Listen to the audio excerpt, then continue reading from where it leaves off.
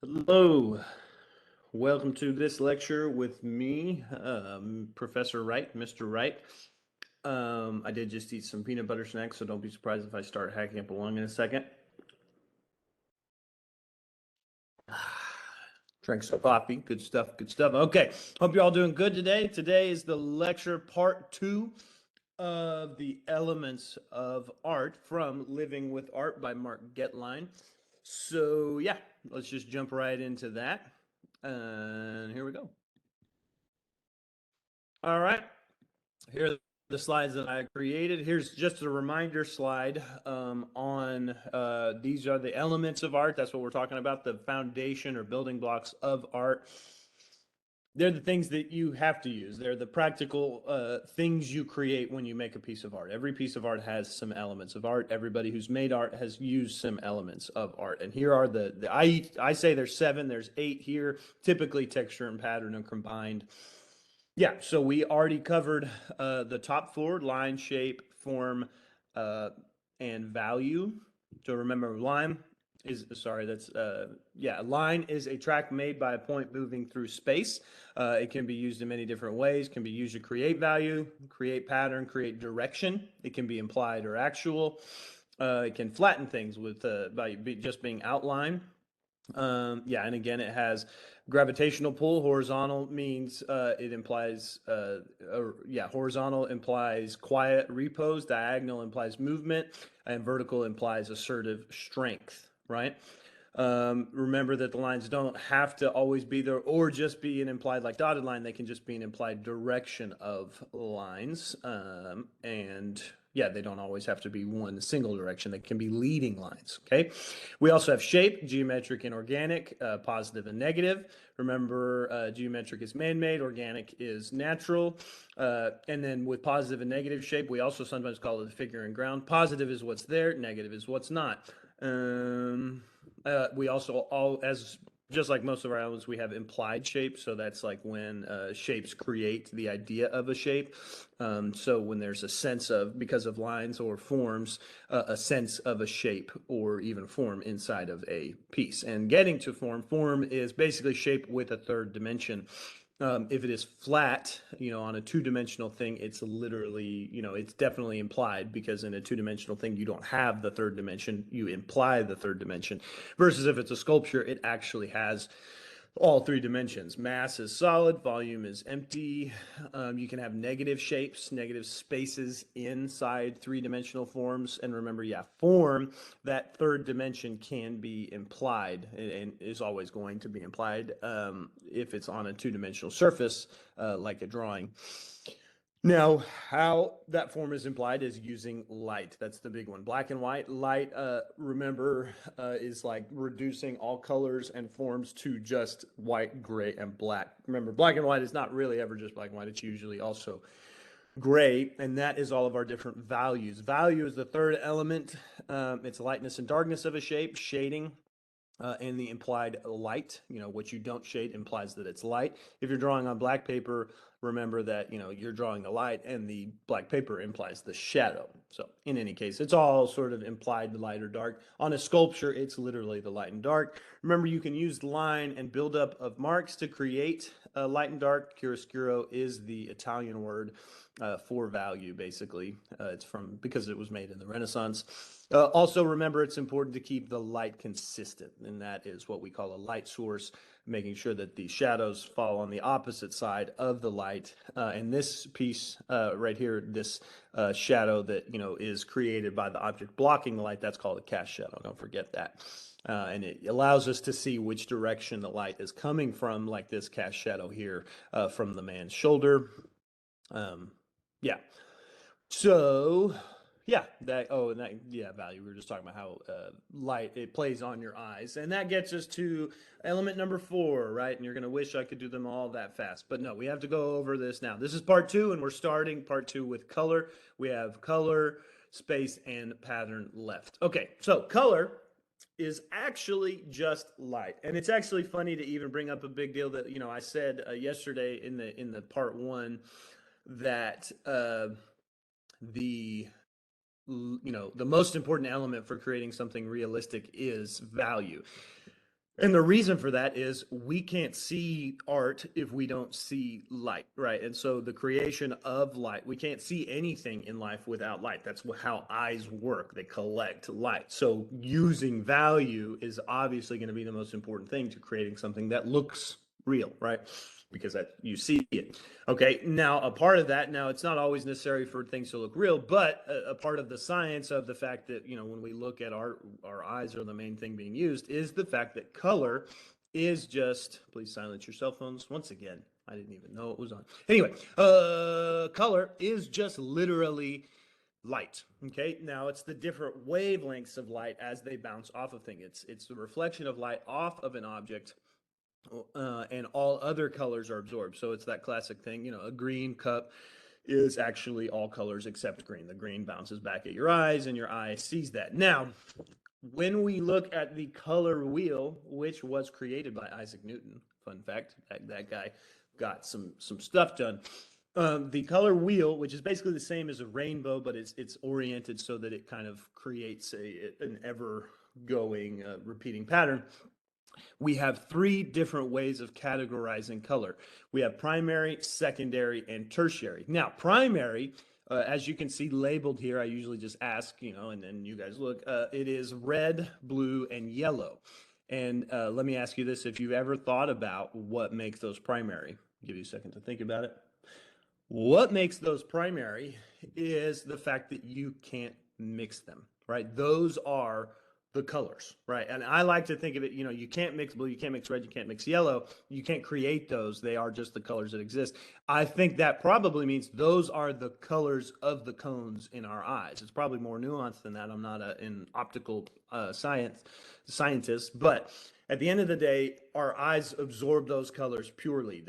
You don't make them by mixing things up. And then all the other colors must be created when the receptors, the red, yellow, blue receptors, sort of multiple of them are going off. So we see different things. Okay. That's how I like to think of it. Because, the question that follows is, of course, what is secondary? Secondary colors are violet, orange, and green, and you get those by perfectly mixing two primary colors, right? Red and blue make violet. Red and yellow make orange. Yellow and blue make green. Those are the secondary colors, two primaries. Then we have a third level of colors that you may or may not have heard of before. They're the tertiary colors. I like to use tertiary because it's third tertiary. Some people call them intermediate colors, but that's basically when you mix a primary with the secondary that is next to it. So when you mix red with orange, you get red orange. When you mix green with yellow, you get yellow green. And tertiary colors are the mixing of primary and a secondary. And also key to note is that the tertiary is given the name of the primary first, then the secondary. So red, orange, yellow, green, things like that. Now, that's a tertiary. Now you can't mix them with secondaries that aren't. Basically, if you mix a primary with a secondary that is not next to it, then you're going to get brown. That's how you get browns. So red and green make brown, blue and orange make brown, yellow and violet make brown. So there you go. Okay, now the properties of color as we describe them. Hue is the name of a color according to where it is on the color wheel. So like blue is the hue, red is the hue. It's not just Wolverine's first name. Bad dad joke. Anyway, okay, so hue is where it is on the color wheel. It's just the name. Value is the relative lightness or darkness of that color. It's important to know that value also applies to things that are in colors, not just black and white. Also worth noting, we'll cover this in the principles of art, but contrast does not just cover light. Contrast is just things that are different. So fun fact, that's why we haven't covered contrast even with value or color. Contrast is its own thing. It's a principle. So look for that later. It's not just about light. But in any case, light does apply to color. That is why even when you're looking, let's say like an American flag waving, you can tell it's waving because the light is hitting, even though the red is the same red. You can look at my shirt right now and the gray is the same gray. But because of the different levels of gray, or in the case of the American flag, the different lights and darks of the red, you can tell that it's waving. You know, it's moving. Some of it's blocking light, some of it's catching light. That shows value and therefore shows its movement. Okay.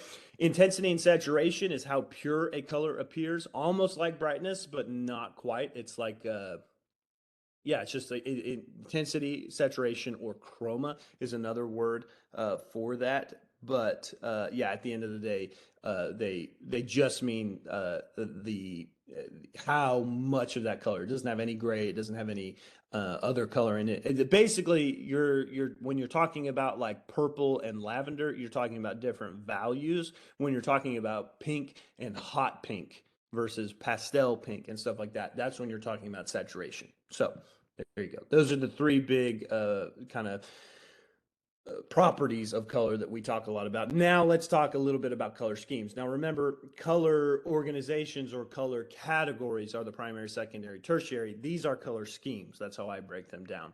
Now, achromatic is the first one I use, and it actually has nothing to do with the color wheel. It's because it's literally the things that are not on the color wheel. It's black, white, and gray. Think of it like A usually means not, like atypical means not typical. Achroma means not color, black, white, gray. Sometimes browns are included in achromatic, just so you know that, because they're not on the color wheel either. But I have them in a separate category known as neutral. Okay, but yeah, I typically, if I'm saying achromatic, I mean black and white and gray. Okay, so that's category number one. Monochromatic, that's easy to understand because mono means one chroma, one color, composition all of one hue, but with different values and intensities. Okay, so you can have really bright blue, you can have pastel blue, you can have dark blue, light blue, but it's all blue. Okay, here in these examples, this is like a turquoise blue. There's actually a little bit of like uh, too much green or a little yellow in here. So it's not really pure monochromatic, but at the end of the day, you get the idea. It's one color, different intensities and uh, values. Okay. So yeah, that's monochromatic, one color. It can be red, it can be orange, it can be whatever.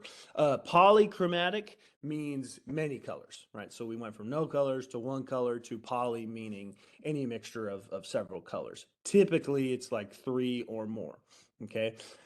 And a lot of other color schemes would also qualify as polychromatic because it's multiple. But now let's get into some more specific ones. Analogous color is colors that are adjacent to each other on the color wheel. So they're colors like red, orange, yellow, like we see here, or blue, green, violet, right? You could say violet or blue, green, yellow. Yellow and violet kind of can bridge the gaps with the really obvious cool colors or warm colors. But yeah, basically too, when you do this, when you use colors that are right next to each other on the color wheel, you're using warm or cool color schemes. It's kind of synonymous with that. But the official term is analogous. Think analogy, similar, they're similar colors. But yeah, warm colors, and you call them warm colors because when you see red, yellow, and orange, you think of a fire. And when you see blue, green, and purple, you think of maybe like water. Bluish greens are watery or foggy days, right? So that's warm versus cool. Okay. Complementary colors. It's actually funny because I always say complementary colors often aren't that complementary. Like analogous colors are a more pleasing scheme to put together, but complementary colors, their colors, the definition is that they are across from each other on the color wheel. They are opposite, okay? Which, if you really think about it, often means they're not very like pleasant next to each other, especially if they're really intense, really bright versions of the color. In fact, what it is when you mix a set of complementary colors, they have the most contrast, right? They're the most opposite of each other. That's why they're on the opposite sides of the color wheel. If you take really intense hues or versions of these of a set of complementary, so red and green, orange and blue, and the other one that's not pictured here, I'm giving you a second to think about it, is yellow and violet. Okay, if you set any coupling of those colors together with its complement, and you put it really high, like a bright blue box right next to a bright orange box, it will literally look like they're like hitting, right? It like has a physicality to it. It's very strong contrast. They're just super different. That's what contrast means at the end of the day. I like to point out that they're often used for festive purposes or like spirited activities like sports, right? And it's partially because that makes it really easy to see what team you're looking at, and it's partially, I think, too, because it's just a very active idea. Like red and green are very active, and if it wasn't Christmas, you would think that wasn't very attractive, but because it's Christmas, you're like, oh, fun, yeah, I like it, right? It's really distinct. So yeah, that's what I like to point out. So yeah, again, it just creates a real intensity here. So we see this beautiful sort of calm blue on the right, contrasted to the very active, bright, warm colors on the left. So in the left part of it, you can basically say it's analogous cool. The right part of it, or no, opposite. Right part of it is analogous cool. Left part is analogous warm, but yeah, when you put them in the same composition, that creates actually a complementary color scheme. And it's just, yeah, creates a real sense of intensity here. Okay, so triadic, another color scheme is basically if you take a triangle shape, a triangle, and impose it over the color wheel, boom, you've got a triadic color scheme. And often these are either complementary or secondary. Now, when using complementary and secondary color schemes, you can call it that. You could also call them triadic. They could also be polychromatic. I also like to point out that with all of these color schemes, I don't know if you've caught it, but I've kind of asserted a certain psychological thing. Analogous things are soothing. I guess achromatic is like sort of somber. It doesn't have a lot of emotion. And then if you use primary and secondary, there's usually pretty specific reactions. And I usually just like to point out that Superman is blue, red, and yellow, right? Strong, powerful, positive, right? And then the Joker is orange, green, and purple, right? Primary and secondary. This is not an accident. This is people using the psychological effects. We tend to think of primaries as strong and powerful, and we tend to think of secondaries as a little disconcerting, right? So, and those belong in triadic. That's why I'm talking about it here. Also, I just point out again that Mondrian was kind of asserting a powerful stability when he just decided to use primary colors. Okay, last thing is the neutrals. Neutrals are grays and browns, or any sometimes like earthy greens, greens that don't really belong on the color wheel. But yeah, the brown created by yellow and purple is typically kind of sandy. The brown made by red and green is a little maroon, and then the best brown, like typical standard brown, is actually orange and blue mixed together, right? Versus red and green, purple and yellow. Anyway, but yeah, the browns. Now remember the neutrals. Some people put them into the achromatic category. Just so you. Now a palette, just for your benefit of knowing this, a palette refers to the wooden board on which a traditional set, an artist would set their pigments on. Right. It refers to the range of pigments as well. So it literally started out as just the board that the artist would put stuff on. It literally just means board. I mean, we still use it, you know, when you put a pallet of dog food out, it's a board filled with dog food, right, or whatever. It's usually a shipping term. But in any case, yeah, it also refers to the board that the artist would use. And then that set that artist, like if they used a particular set of colors, or any artist when they were making a particular piece, they would call that set of colors their palette as well. So you hear like, oh, that's my color palette, I always use only purples, right, or something like that. That's my palette. So fun fact, but it goes back to a board that they would literally keep it on. Okay, now moving on from color, the last two elements are space and texture. So space is a very interesting one because it's in the sense of sculpture, it is pretty much real, right? It's what's there all the time. There it can be sculptures that imply more space, you know, like optical illusion type things, but at the end of the day, it's just the real space around it. Sculpture, architecture, and all other forms with actual three-dimensional mass, their space is actual. It's because our bodies stand in it also. They are in the round, meaning we can walk around them. But space as a 2D tool, this is one where, if you note, color didn't have like an implied version necessarily, but space, if you're drawing, every bit of space is implied. There's no such thing as space in a drawing that's real. Again, unless you're like putting on the paint real thick, that it's almost like a sculptural element. But if you're doing a flat drawing, There's no real space. You imply it. You create it by creating interactions of line, creating interactions of shape, color, texture, and any kind of artwork. And it gives it definition. It gives it space. So, yeah, but let's talk real quick one more time about sculpture. We have, yeah, sculpture, architecture, it's in real space. There's also sculptures, just so you know and have it in your mind, that actually move in space, and this is called kinetic. This is an active art piece, and it's not like necessarily active like there's a person there. It's active like this piece moves all on its own. So yeah, when talking about 2D space though, it's always implied, okay? It's the area above, around, between, inside, below, or otherwise interacting with objects on the picture plane. A plane means it's flat, which means, again, all these things are implied, that it's in between, inside, below, blah, blah, blah, whatever. Artists overlap things to create the illusion of space, and as in the real world, things can partially overlap that are farther away. So basically, it's the idea that like you put something in front of something else and it shows space. That's the most basic way to show it. But there's also, of course, size difference, right? So it's the thing that allows this person to look like they're squishing a person in between their thumb and forefinger, right? That's not actually possible because, you know, a person's bigger than that. But by making the person small, it tells us, hey, that person's farther away. And again, it's dictated. You can see that because in real life, that's what happens. That's why you can, you know, pretend to squish a person's head in between your fingers if you look real good, you know, all that stuff. That idea of things being smaller when they go away, we get that from the fact that that happens in real life, just like overlap.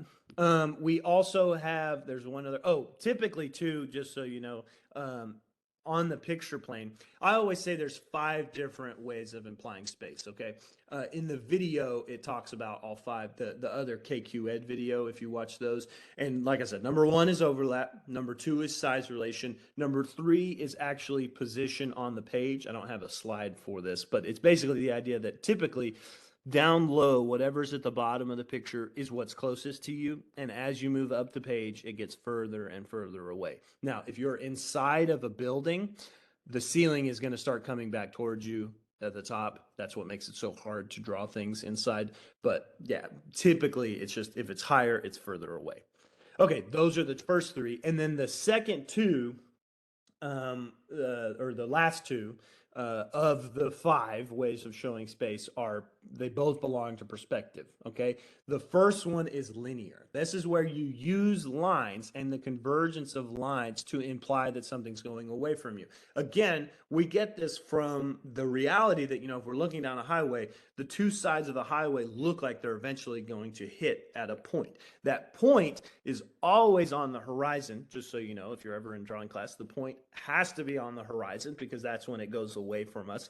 And there can be multiple points. So if you're looking at a corner, it's typically 2 point. If you're looking straight down something, it's 1 point. And everything's pointing towards the horizon. And yeah, you're basically using the line of it. It's kind of like using trapezoids to create the sense of space. But the other type of perspective, and the 5th way of showing space, is atmospheric perspective. Okay, and this is again from the fact that in real life we look at something, and the further it gets away from us, the duller it looks. It looks dimmer, it looks fuzzier, it looks less detailed. It's hazy. That is because literally there's atmosphere between us and it. That's how I like to think of it, like, so you can remember that, is there's atmosphere between us and the thing that we're looking at. And so it looks dim. Here in North Texas yesterday, it was so foggy that like you didn't have to look very far at all. It was going to start to dim. It's literally the fact that, you know, there's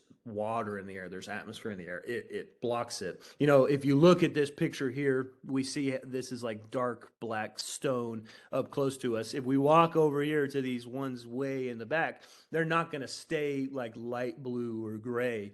They're going to turn into the black rocks because we're going to get closer to them. So it's all implying that they're further away because it's darker. And we can do that. What the point of the one on the right here is to show you that is, the artists use that phenomenon to show space. So we look here, and the artist has taken the time to make sure this mountain that's close to us has all the detail. It's got sandy colors, it's got rocks, it's got grass, it's got trees that they're different from the grass. We see the people But then way in the back, we have these blue mountains that if we walked up to them, they'd look just like the mountain in the front. But because they're far away, they're sort of bluey and less detailed, right? And there's a sort of in between too, right? There's a middle ground where it's like they're slightly duller and slightly bluer, but not totally blue, right?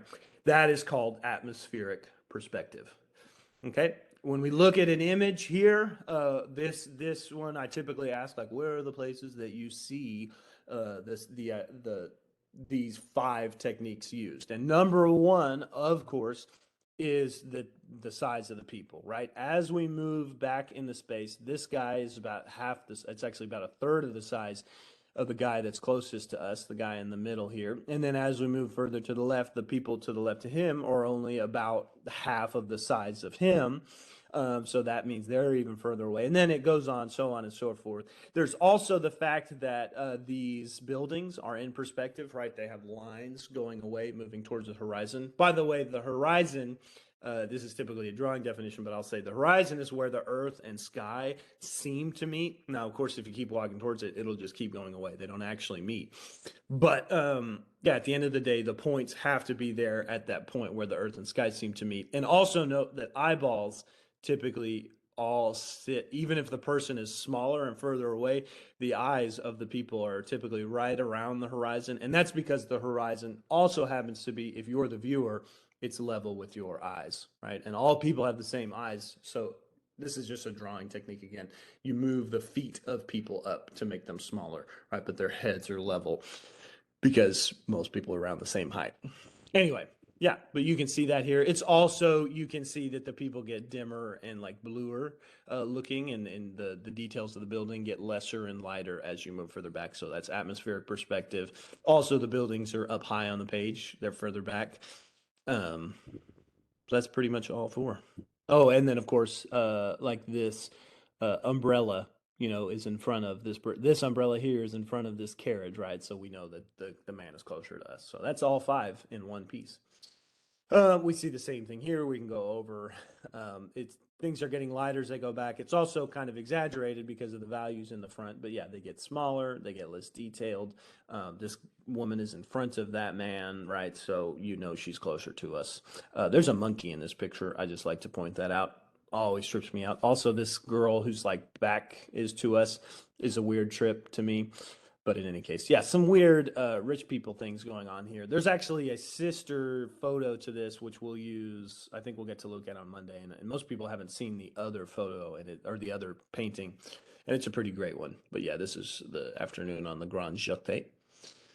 Okay, so also a big part of this perspective idea is that perspective applies to people. Perspective and space apply to everything in life. And when we pretty much apply it to like actual anatomical figures like a person, it is basically called foreshortening. It's the visual phenomenon where elongated objects, if they're looking towards us or away from us, look shorter than they actually are. It's basically the fact that if you were drawing me and my arm was out to the side here, you would draw my arm full length. But if my arm was pointed at you, like if I point my hand at the camera right now, you don't really see a full hand. You just see the weird fingertips and everything sort of overlapping and weirdly like compressed.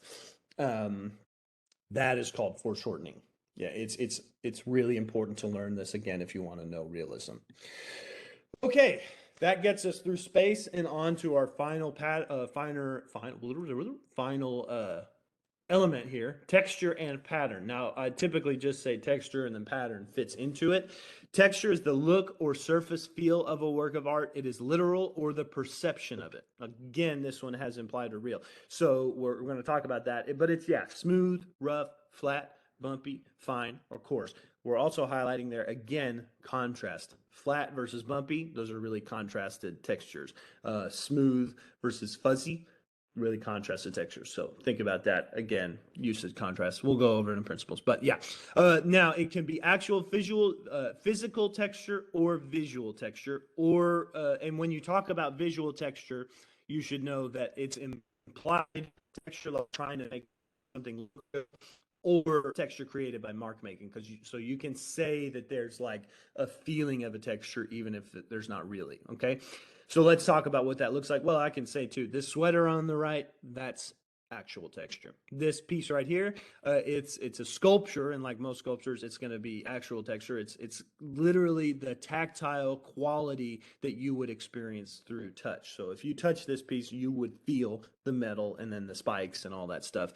This is sleeping, in which sleeping on this bed, obviously it says something about like the sleep that you would experience, pain, blah blah blah, and you connect with the idea of this piece, because, and I say it's sleeping, that's what the word dormiente means if you don't know that. But in any case, yeah, if you were to lay down on this, you react to this art piece, you connect with this art piece because you know the way it would feel. Okay, that's actual texture. Now, visual texture.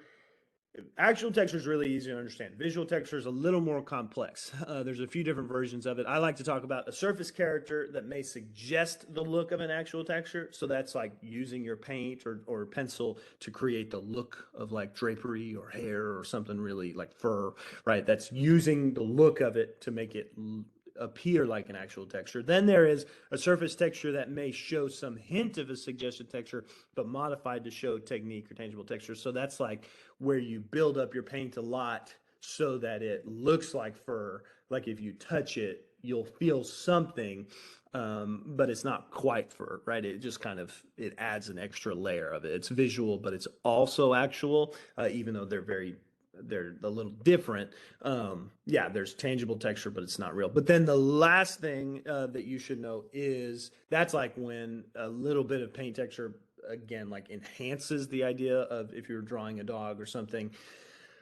But the last one, purely the creation of the artist's mind, that's when literally the marks made by the person create a sense of texture that's not even real. It's not about necessarily a connecting to something in real life that you typically touch, but it's like you just imagine if I were to stick my hand in that mess of marks, it would be like this. Right. Okay, let's look at some examples. So implied texture is mark making, in this case, it mimics the texture of a real life surface or an object on the picture plane. So we look here at this drapery and it appears to look like we could touch it, even though we know if we touched it, it would just be like sticky canvas, sticky because of the paint.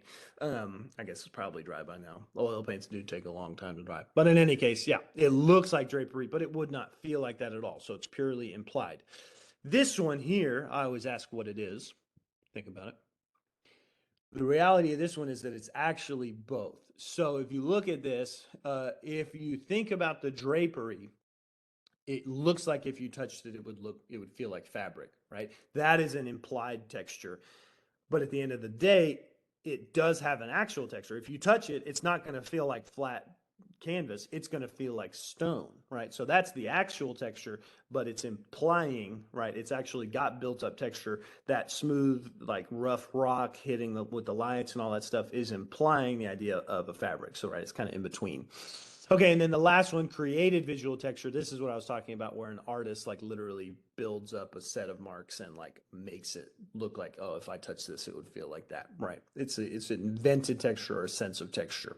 Okay. Now, along with this, we have to talk about pattern. Pattern is any decorative, repetitive motif or design.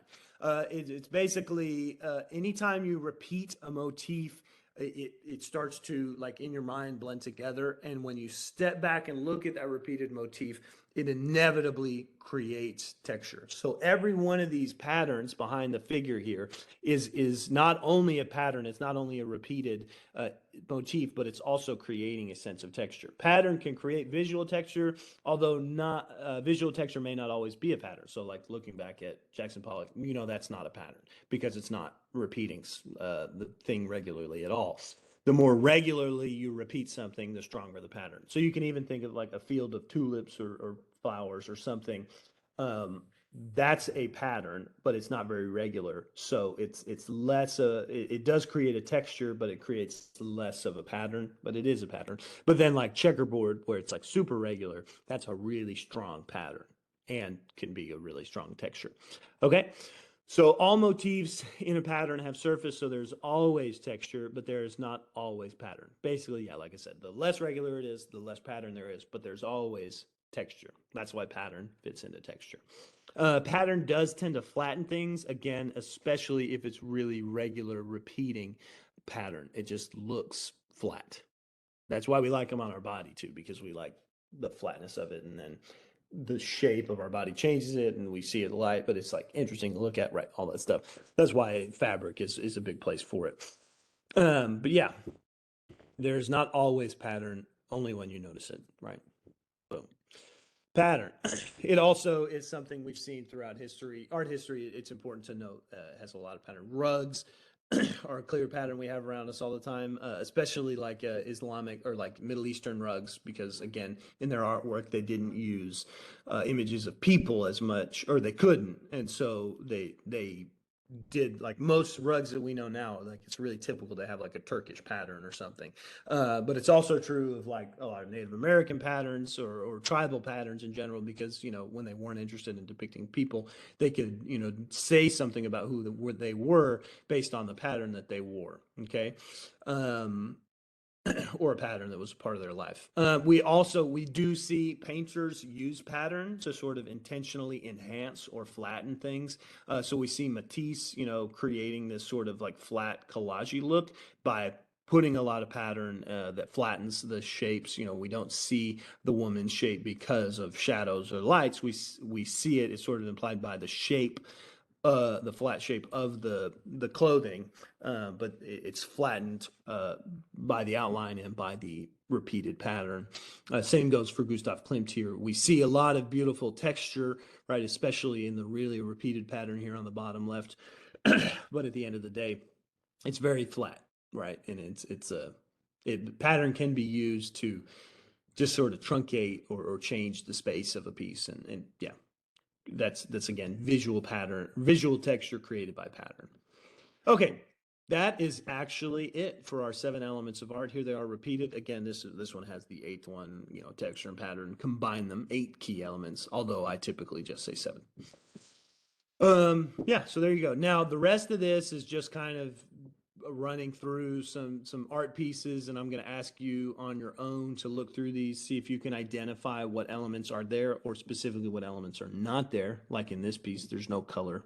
Again, no color, but there's a lot of pattern and line work and space. And I don't want to give you too many of the others. Remember what this is called when you do the positive and negative space back and forth? Think about that. This is a painting, which blows my mind. Yeah, look through it, see if you can see what elements are present, what elements are not present.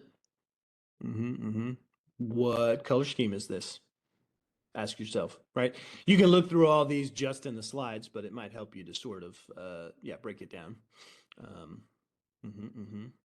Oh, what elements are at play here? It's different. This one's a sculpture too, so it's going to be different than the painting. Any space is real. Remember that. Yeah. What patterns do we see pattern. What other elements do we see here? Oh, yeah. This is interesting because it has a lot of, I'm going to just go ahead and say it has a lot of really good real space, but it's also got textures and things that are flattening things. I don't know. Interesting. Kanye Wiley. Great. Another Diego Rivera. What do we see? What do we see in this one? This is another real sculpture. This head is like huge, by the way. It looks small, or it looks like, yeah, it could be small because the lady's behind it. Use of space in the photo. But yeah, pretty wild stuff. Okay, that is the end of the part 2 of the elements of art. Oof, man, bad hair day. No, I hope that you enjoyed it, and yeah, check it out. Yeah, also check assignments, and be sure you're good to go. I'll be posting this online. Thank you very much.